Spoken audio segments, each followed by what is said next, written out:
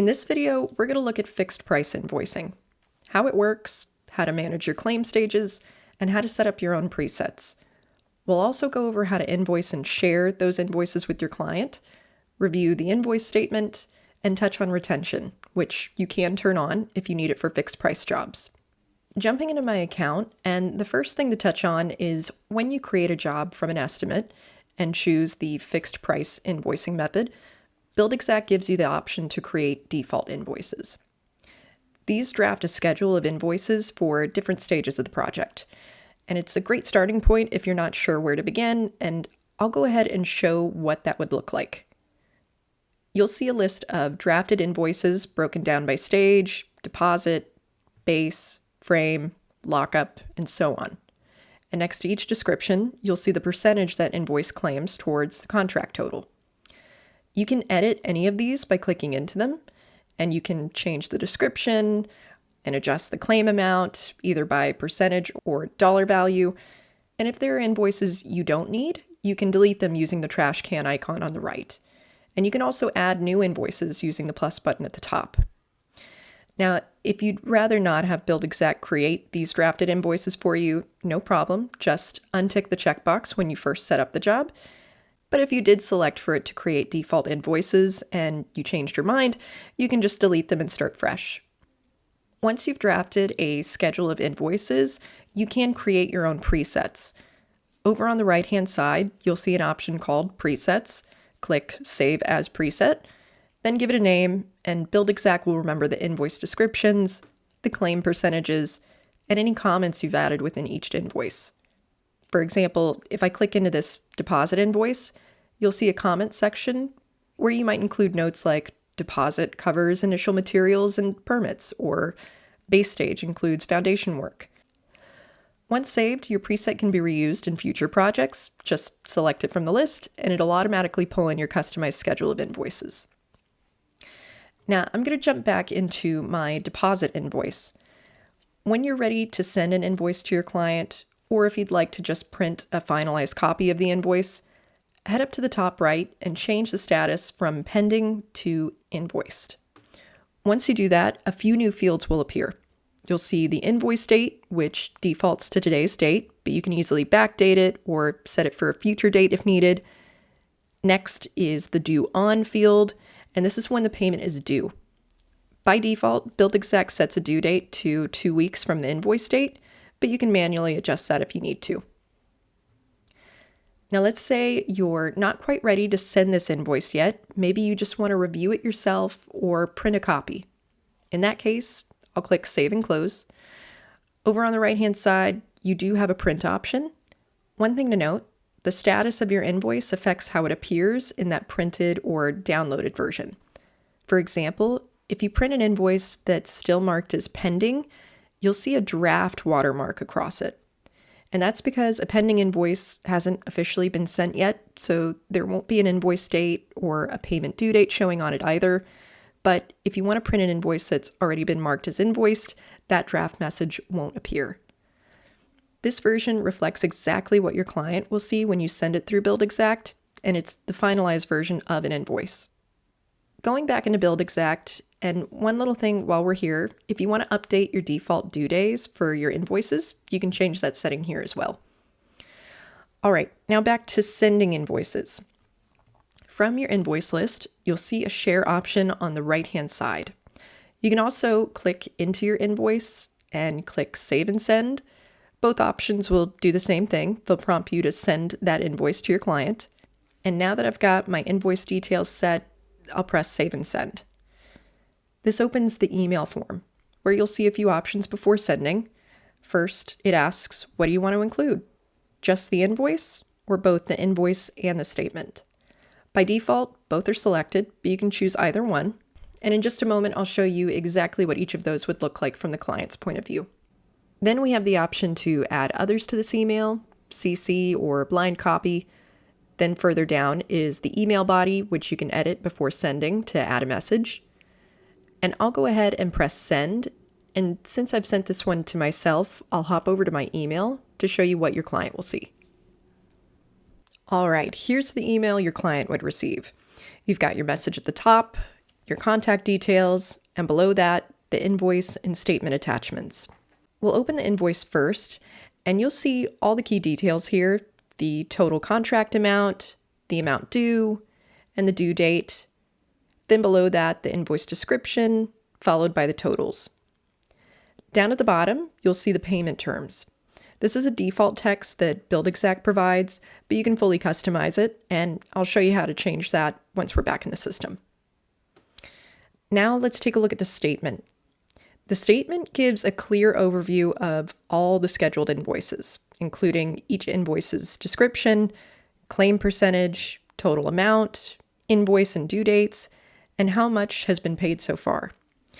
At the bottom, there's a nice summary that shows the original fixed price total, any change orders and their impact on the total, how much has been invoiced so far, how much the client has paid, and the remaining balance. We think sending the statement along with each invoice is really helpful, as it gives your client full visibility into where things stand and what to expect next. All right, heading back into BuildExact, something to point out: if you'd like to double check that you've emailed your client the invoice, there's a little mail icon on the top right of your screen, and this will show what you've sent. You can also click into them to get more information, like the body of the message and the attachments you included. Also, if you ever want to edit your payment terms, click the little gear icon up in the top right corner, and from there, select Manage Payment Terms. There you can make your changes and hit Save and Close. Just keep in mind, when you update payment terms here, that change will apply to all jobs and invoices moving forward. Now that we've sent our invoice, let's talk about how to mark it as paid. When a payment's come in, open that invoice again and change the status from invoiced to received.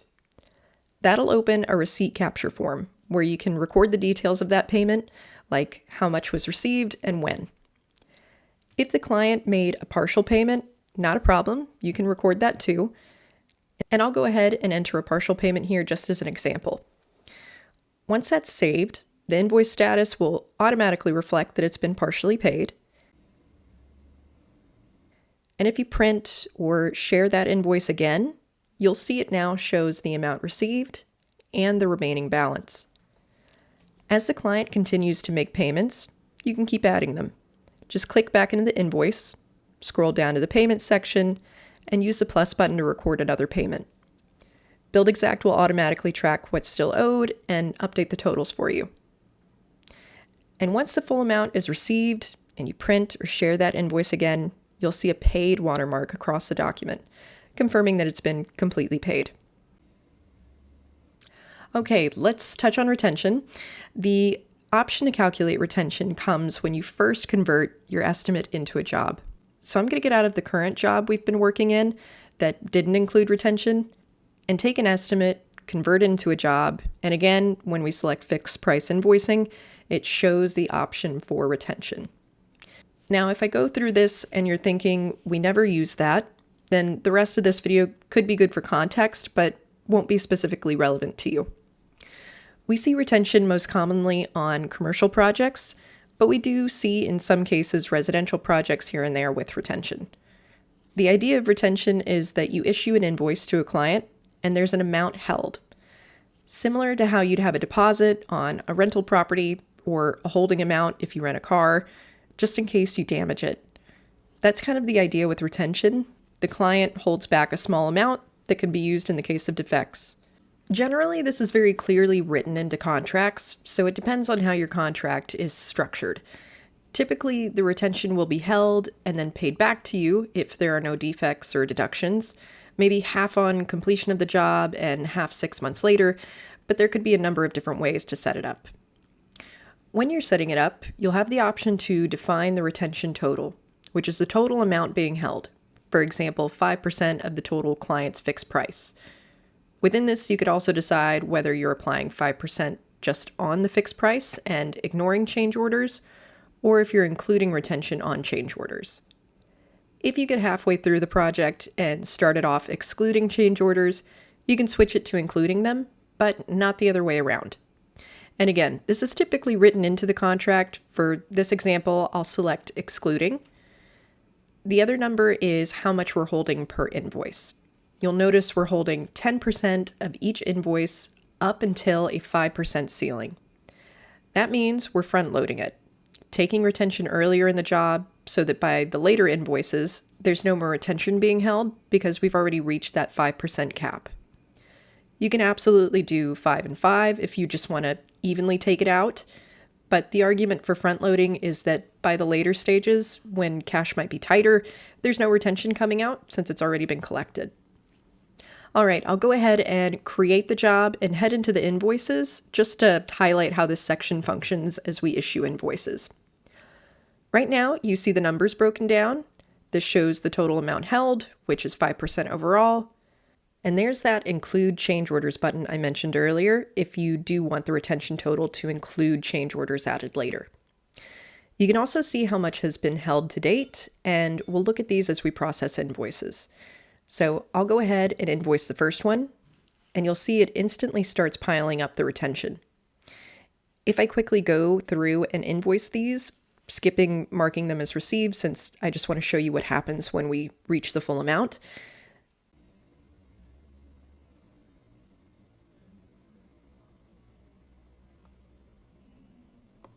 There we are. We've now held the full value. What happens now is that this plus button appears because we think of this as a side pot of money that we can claim back from. As mentioned earlier, this depends on what's written in your contract. So, for example, I'll say 50% can be claimed back on completion of the project and 50% 6 months later. You'll basically add an invoice like this. Call it whatever you want, maybe 50% on completion. When I'm looking at this amount, it's not looking at the total fixed price, just the 50% of the pot of money held in retention. So I'd issue the invoice like any other, mark it as invoiced, then received when the payment comes in, and that draws down from the total amount held. Another thing to note, when you do use retention, the invoice statement is especially helpful throughout the retention process, and you can always access the invoice statement via the little gear button on the top right of the invoice list. When you have that statement open with retention on, there's an extra box highlighting the amount held back, showing as each invoice progresses how much has been held and how much has been invoiced back. And that is all for now. As always, if you have any questions, please let us know.